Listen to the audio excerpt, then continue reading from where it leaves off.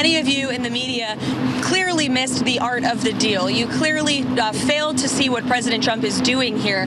You tried to say that the rest of the world would be moved closer to China when in fact we've seen the opposite effect. The entire world is calling the United States of America, not China, because they need our markets, they need our consumers, and they need this president in the Oval Office. What a strange life Carolyn Leavitt leads.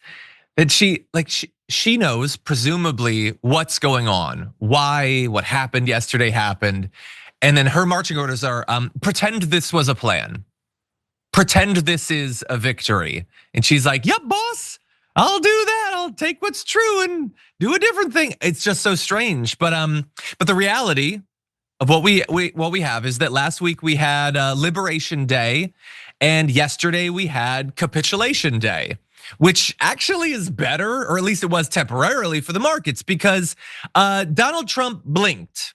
That's like the nicest way to put it. That's the most charitable way to put it. Donald Trump retreated. Donald Trump surrendered. Donald Trump ran not 100% away from his big, like characteristic defining economic policy, but like 60 to 70% away from it. And thank God he did, because it was all really stupid and really damaging. But no matter how many times you hear, and you're hearing it on Fox News, you're gonna hear it from Republican senators, you're gonna hear it on Twitter, which by the way, why are you going on Twitter? Don't do that, don't do that. That this is some big victory and it's the art of the deal and all this stuff. Nope, it wasn't at all. Donald Trump got scared and so he backed off, and good.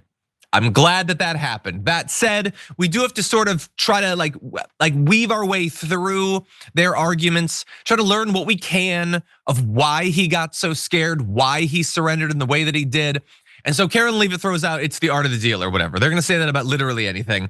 So we'll see about that. But bear in mind, he had announced these big new tariffs on China, in addition to all the other tariffs he'd done, the ChatGPT stuff. So then he backs off of that for most of the countries, except we still have the blanket 10% tariffs, and we still have the 25% tariffs on cars. All those extra tariffs are still there, let alone that everything is on China, and we'll get to more of that and some of the developments there. But he would have you believe that he is backing off, not because he's terrified, and as Jen and Tonic points out, maybe primarily, or at least the plurality being the bonds market, how it looked like that was gonna potentially collapse, but that it was actually a choice and perhaps a plan all along. So he tweeted out, this is how we found out about this on social media, as you find out about everything. Based on the lack of respect that China has shown to the world's markets, I'm hereby raising the tariff charge to China. Again, it's not charged to China, it's charged to me and you and every American, to 125% effective immediately. Okay, 125%, because they're being disrespectful to markets because they announced tariffs. So they announced tariffs and that's disrespectful. He announces tariffs and that's strong, I guess. I mean, we know that he knows that it's not strong and then it can be a disaster because he backed off of most of his tariffs on other countries. So all nonsense. Then he says he's taking down temporarily, a 90-day pause, all of his extra tariffs above the 10% for these countries that have called him up to kiss his ass or whatever. So look, first of all, I hope he's not seeing this, okay? Because when I point out that there is no evidence whatsoever that any of those countries have contacted him or whatever, then maybe he'll put them back on, and I don't want him to.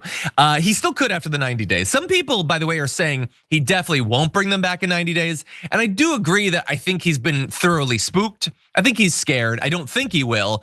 But his Canada-Mexico ones that had been paused, he did end up doing those in the end. So everybody, don't expect that you know in any way exactly what's gonna happen.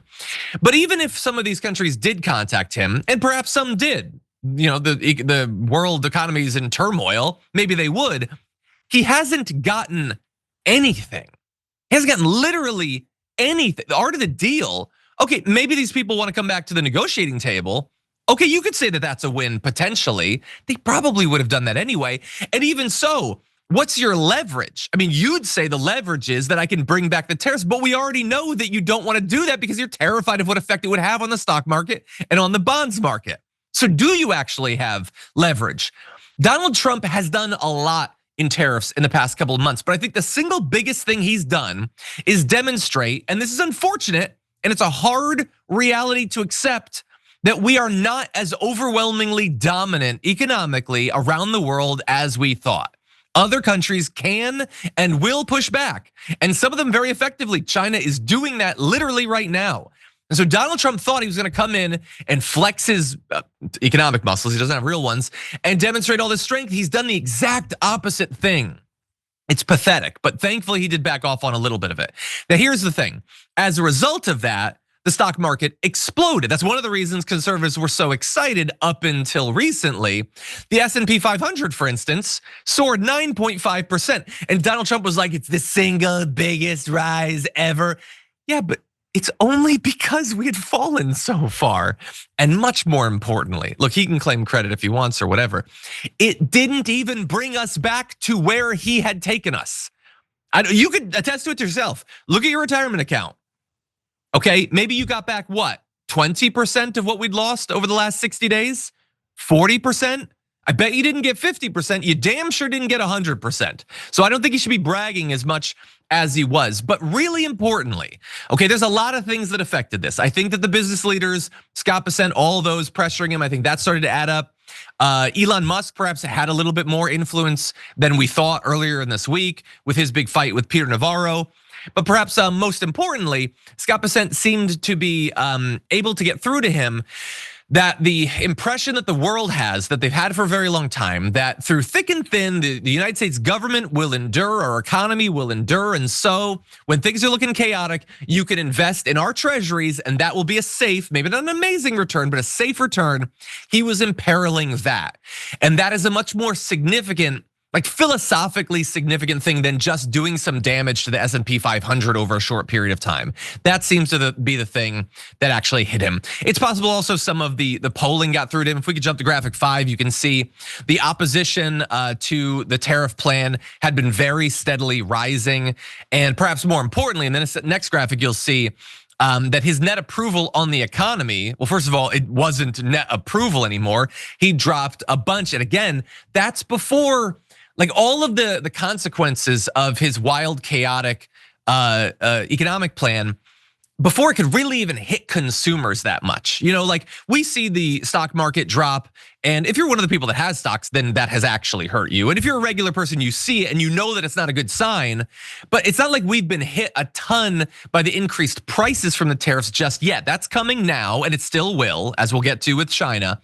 But like that number was only gonna plummet more once it starts hitting regular people. And so they have their cover story about why Donald Trump announced his capitulation day yesterday, but we know the truth, and it has a lot more to do about the very real, although not obvious damage that was being done that could have been a lot longer lasting.